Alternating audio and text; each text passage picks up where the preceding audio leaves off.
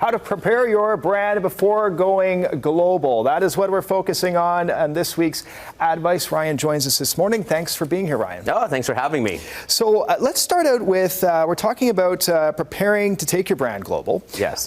What exactly do you mean by that? So at William Joseph, we get to work with a number of companies that have become hometown successes. And they start growing and they start realizing that there's opportunities in other provinces and other countries. So they'll come to a firm like ours to say, okay, now it's time to take our company internationally. What do we need to do? Mm-hmm. So how do business owners know when it's time to start looking ahead?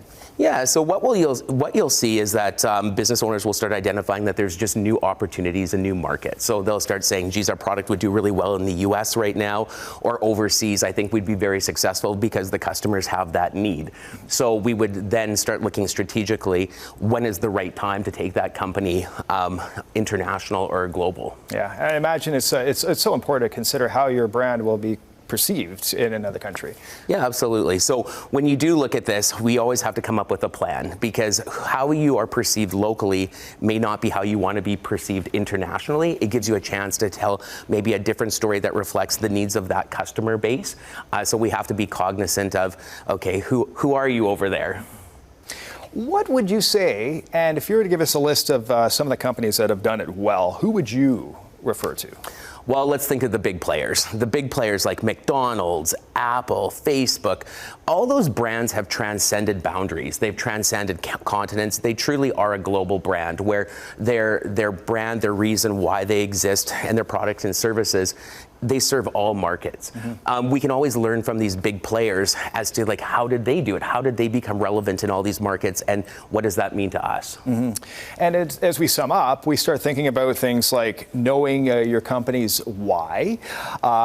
Doing your research, though, is always so important. Always, yeah, we can't wing it, we can't guess. So your why is the reason why you exist, and that transcends all markets that you're in. And at William Joseph, we talk about when you build out your why and your essence and your values and your key messaging, it all starts at the reason why you do what you do.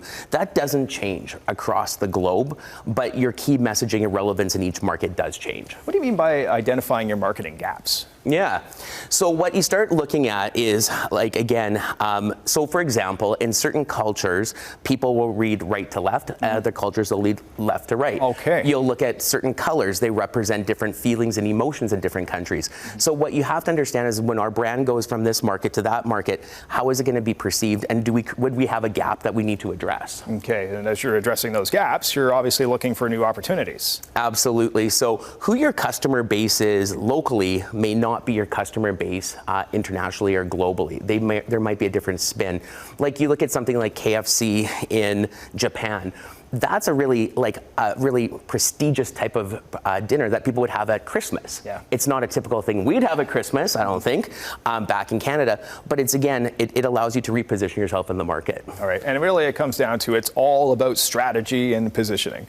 Yeah, so you really do have to map out who are you at home, how do you start building out that plan as you go international? Do you have the people and support and like the capacity to start building this infrastructure? Mm-hmm. Your branding is super important so that it's relevant and credible in each of the markets, and that your culture supports that type of brand in the regions that you're now operating in. All right, this is great advice, Ryan. Thanks so much for doing this morning. Absolutely.